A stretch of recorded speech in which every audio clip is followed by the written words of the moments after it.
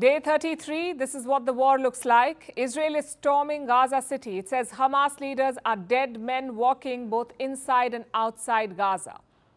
Israel is targeting the network of Hamas tunnels. It has also killed a top leader of the terror group.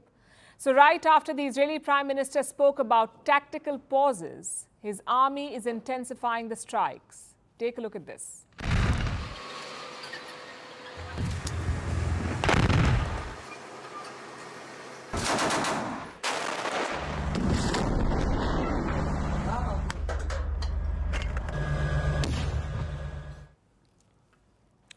Like I said, Israeli forces have killed a key member of Hamas, and this happened today. His name is Mahseuin Abu Zina. He manufactured weapons for Hamas. Israel says he was killed in their airstrikes.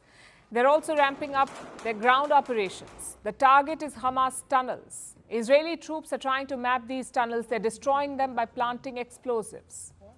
And this is the trickiest part of their offensive, because Hamas tunnels are everywhere, all over the Gaza Strip, embedded with civilian infrastructure. They're under homes and hospitals, also an amusement park. We are here at an amusement park. We found a logistical tunnel here. The tunnels didn't pass through this area.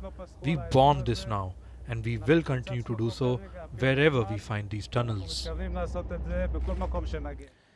This is part of the Hamas strategy. Use civilians as human shields. Build terror infrastructure in civilian areas, homes, schools, hospitals, so that the prospect of civilian casualties deters the world.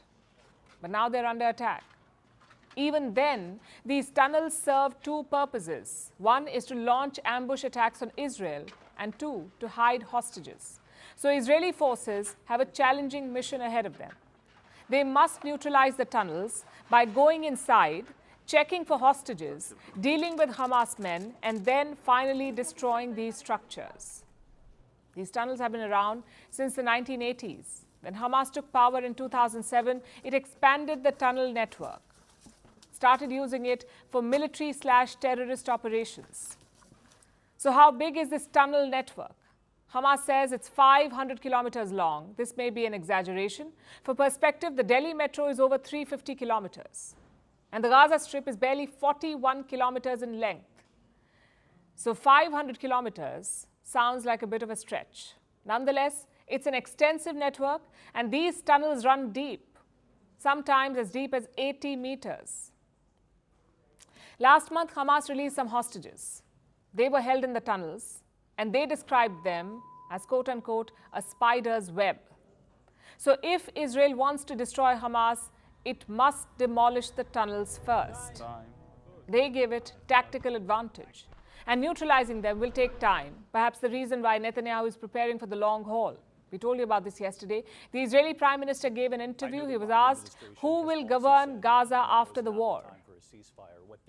He did not give a direct answer, but he did say that Israel will control Gaza's security for an indefinite period of time. And that statement triggered speculation. Is Israel planning to take control of Gaza, to occupy it? Now, the U.S. is concerned. Yesterday, President Joe Biden issued a warning.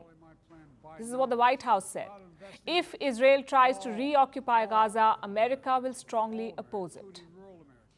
We don't support a reoccupation of Gaza by the Israeli Defense Forces. Look, we're friends, and friends don't have to agree on every single nuance and every single word. And I don't think it's any shock to anybody that on a political spectrum, they're not exactly always in the same place on every issue. We don't have to agree on every single word. The statement is telling. Biden and Netanyahu have a long history together and a complicated relationship.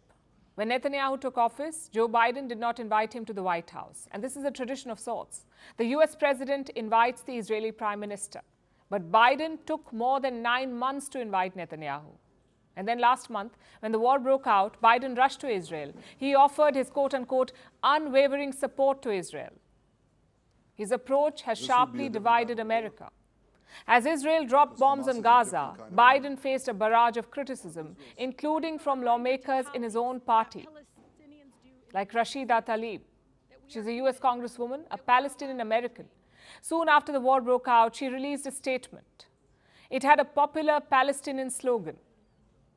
From the river to the sea, Palestine will be free. That's what she said. Now, pro-Palestine groups say this is a call for freedom. But Israel supporters have a different interpretation. They say Tlaib called for Israel's destruction. And the US Congress agrees. Yesterday, American lawmakers held a vote. It was in the House of Representatives. And they voted to censure Tlaib.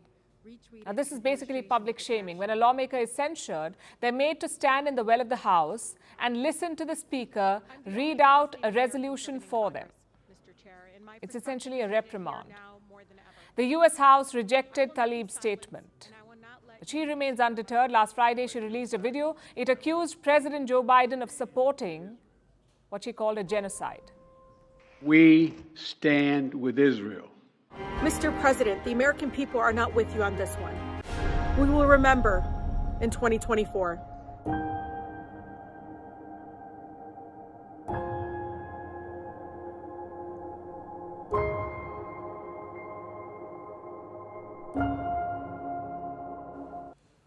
So the Israel-Hamas war is not just about security anymore. It has divided the world. It has divided America. It has become a hot political issue in the US where lawmakers are under pressure to declare their allegiance.